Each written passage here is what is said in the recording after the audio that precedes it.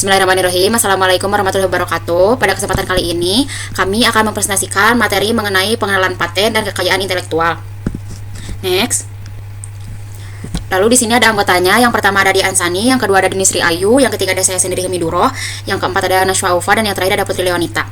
Next. Lalu di sini ada pengenalan paten dan kekayaan intelektual. Di era perkembangan teknologi seperti sekarang, banyak inovasi dan hasil penelitian yang dihasilkan oleh mahasiswa, dosen maupun peneliti. Oleh karena itu, diperlukan pelindungan hukum agar hasil karya tersebut tidak disalahgunakan atau diklaim oleh pihak lain. Nah, bagi perguruan tinggi, pelindungan terhadap kekayaan intelektual memiliki peran yang sangat penting. Pelindungan ini tidak hanya menjaga hasil penelitian dan karya ilmiah, tetapi juga mendorong terciptanya inovasi yang berkelanjutan, meningkatkan daya saing perguruan tinggi, serta mendukung hilirisasi hasil riset agar dapat dimanfaatkan oleh masyarakat. Nah, dengan adanya pelindungan kekayaan intelektual, hasil penelitian juga memiliki peluang untuk dikembangkan menjadi produk yang bernilai ekonomi dan memberikan kontribusi terhadap pertumbuhan ekonomi nasional. Selanjutnya, kita akan membahas lebih lanjut mengenai peran kekayaan intelektual di lingkungan perguruan tinggi. Next. Lalu di sini ada kekayaan intelektual kampus. Pada slide ini dijelaskan mengenai pentingnya kekayaan intelektual di lingkungan kampus. Menurut WIPO atau World Intellectual Property Organization, kekayaan intelektual merupakan mekanisme strategis yang membantu perguruan tinggi mengubah pengetahuan dan hasil penelitian menjadi sesuatu yang memiliki nilai ekonomi. Nah, melalui pelindungan hak kekayaan intelektual, hasil riset yang awalnya hanya berupa karya akademik dapat dikembangkan menjadi produk atau teknologi yang siap dimanfaatkan oleh masyarakat. Proses ini tuh dikenal sebagai komersial pengetahuan. Lalu dengan demikian, pelindungan kekayaan intelektual tidak hanya melindungi hak para peneliti, tetapi juga mendorong inovasi, meningkatkan kerjasama dengan industri, serta memberikan manfaat yang lebih luas bagi masyarakat. Setelah memahami pentingnya kekayaan intelektual di lingkungan kampus, selanjutnya kita akan membahas mengenai definisi hak paten yang akan dibawakan oleh saudari Dia.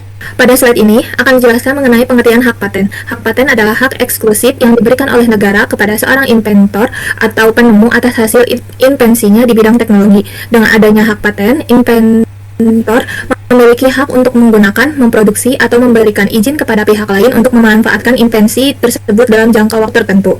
Secara sederhana, paten memberikan perlindungan hukum agar hasil penemuan seseorang tidak dapat digunakan atau diklaim oleh pihak lain tanpa izin. Selain itu, secara historis, istilah paten juga dikenal sebagai oktroy, yaitu hak atau izin khusus yang diberikan oleh pemerintah. Di Indonesia sendiri, pengertian hak paten diatur dalam Undang-Undang Nomor 13 Tahun 2016 Pasal 1 Ayat 1. Selanjutnya, kita akan membahas perbedaan antara paten biasa dan paten sederhana. Yang pertama adalah paten biasa. Paten ini diberikan untuk invensi yang benar-benar baru, memiliki langkah inventif, artinya penemuan tersebut bukan sesuatu yang mudah dipikirkan oleh orang yang ahli di bidangnya, serta dapat diterapkan dalam dunia industri. Masa perlindungan paten biasa adalah 20 tahun sejak tanggal penerimaan permohonan paten, dan jumlah klaimnya tidak dibatasi sehingga dapat mencakup beberapa aspek dari invensi tersebut. Sedangkan yang kedua adalah paten sederhana. Paten sederhana diberikan untuk invensi baru yang merupakan pengembangan atau penyempurnaan dari produk atau proses yang sudah ada sebelumnya. Invensi ini tetap harus memiliki manfaat praktis, misalnya karena adanya perubahan bentuk atau konfigurasi yang membuat produk menjadi lebih efektif. Perlindungan paten sederhana berlaku selama 10 tahun sejak tanggal penerimaan permohonan dan hanya diperbolehkan memiliki satu klaim mandiri, sehingga ruang lingkup perlindungannya lebih terbatas dibandingkan paten biasa.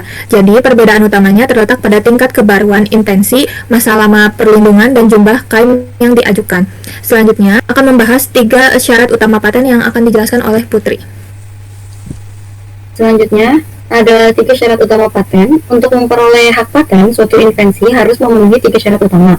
Yang pertama, syaratnya adalah kebaruan atau novelty. Artinya, invensi tersebut benar-benar baru dan belum pernah dipublikasikan atau diungkapkan kepada publik sebelumnya, baik melalui media cetak, media elektronik, maupun publikasi ilmiah dimanapun. Syarat yang kedua adalah langkah inventif. Maksudnya tuh invensi tersebut harus memiliki unsur kreativitas atau pembaruan yang tidak mudah dipikirkan oleh seseorang yang memiliki keahlian di bidang tersebut. Jadi invensinya tidak hanya sekedar modifikasi yang sederhana.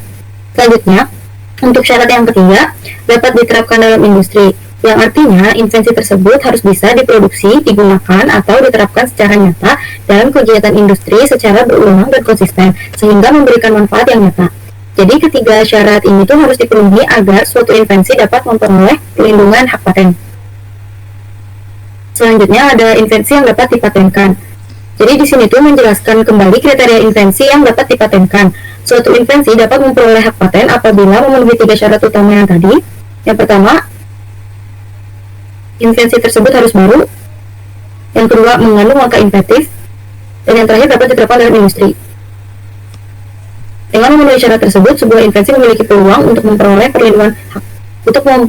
perlindungan hukum melalui hak paten.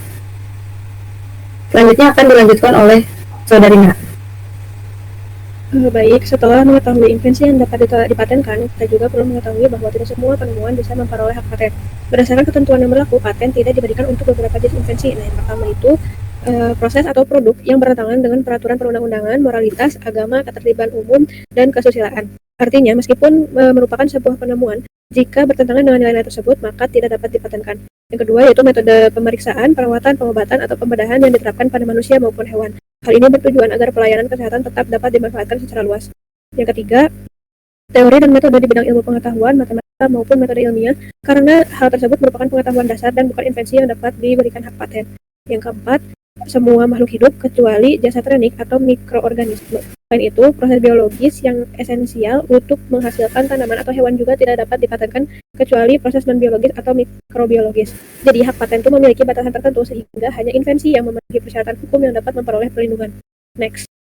Nah, pada slide ini tuh ditampilkan data mengenai perguruan tinggi dengan jumlah permohonan paten terbanyak pada tahun 2020. Nah, berdasarkan data tersebut, Universitas Andalas menempati peringkat pertama dengan 235 permohonan paten. Di posisi kedua ada Universitas Brawijaya dengan 168 permohonan, disusul oleh Universitas Gadjah Mada sebanyak 141 permohonan. Selanjutnya juga ada Universitas Diponegoro dengan 111 permohonan dan Institut Teknologi Bandung dengan 100 permohonan paten. Itu jadi menunjukkan bahwa perguruan tinggi memiliki peran penting dalam menghasilkan inovasi dan mendorong penelitian yang berpotensi memperoleh perlindungan hak paten. Semakin banyak permohonan paten yang diajukan, maka semakin besar pula kontribusi perguruan tinggi dalam pengembangan ilmu pengetahuan, teknologi, dan inovasi di Indonesia. Dan selanjutnya akan dijelaskan oleh Dini. Selanjutnya, di sini ada inovasi paten yang terkenal di Indonesia. Kemudian juga ada beberapa yang telah memperoleh hak paten dan memberikan manfaat yang besar bagi masyarakat. Contoh yang pertama itu adalah konstruksi ceker ayam yang ditemukan oleh Profesor Sedi Jatmo pada tahun 1961. Teknologi ini merupakan metode pembangunan pondasi yang kokoh di atas tanah lunak atau rawa. Berkat keunggulannya, teknologi ini tidak hanya digunakan di Indonesia tetapi juga telah diakui dan diterapkan dari lebih dari 40 negara. Contoh yang kedua itu ada sistem sosro bahu yang dikembangkan oleh Djokhor Raka Sukawati. Teknologi ini memungkinkan lengan jalan layang diputar hingga 90 derajat tanpa mengganggu arus lalu lintas di bawahnya. Saat proses pembangunannya, inovasi ini menjadi solusi yang sangat efektif dan bahkan telah diekspor ke berbagai negara. Yang dikembangkan oleh Khairul Anwar, beliau menemukan metode fast Fourier transport atau VVT dua dimensi yang menjadi salah satu dasar dalam teknologi komunikasi nirkabel berkecepatan tinggi khususnya pada jaringan 4G. Dari contoh-contoh tersebut kita dapat melihat bahwa inovasi anak bangsa mampu memberikan kontribusi yang besar baik tingkat nasional maupun internasional. Next. Pada slide ini ada sengketa paten Indonesia. Selain memberikan perlindungan terhadap hasil invensi, hak paten juga dapat menimbulkan sengketa apabila terjadi dugaan pelanggaran atau perselisihan mengenai kepemilikan. Di Indonesia biasanya penyelesaian sengketa paten dilakukan melalui pengadilan niaga dan apabila masih terdapat keberatan, prosesnya dapat berlanjut hingga tingkat kasasi di Mahkamah Agung. Salah satu contoh sengketa paten adalah kasus dan antena. Dalam kasus tersebut patennya dibuat untuk dibatalkan karena dinilai syarat kebaruan atau novelty. Artinya invensi tersebut dianggap sudah pernah ada atau telah diketahui sebelumnya sehingga tidak lagi memenuhi salah satu syarat untuk memperoleh hak paten. Dari contoh ini dapat dipahami bahwa suatu invensi tidak hanya harus didaftarkan, tetapi juga harus benar-benar memenuhi seluruh persyaratan paten agar perlindungan hukumnya tetap berlaku. Selanjutnya, akan dialihkan kepada Hilmi. Baik, sekian presentasi dari kelompok kami. Mohon maaf apabila ada kekurangan dan kesalahan. Terima kasih atas perhatiannya. Wassalamualaikum warahmatullahi wabarakatuh.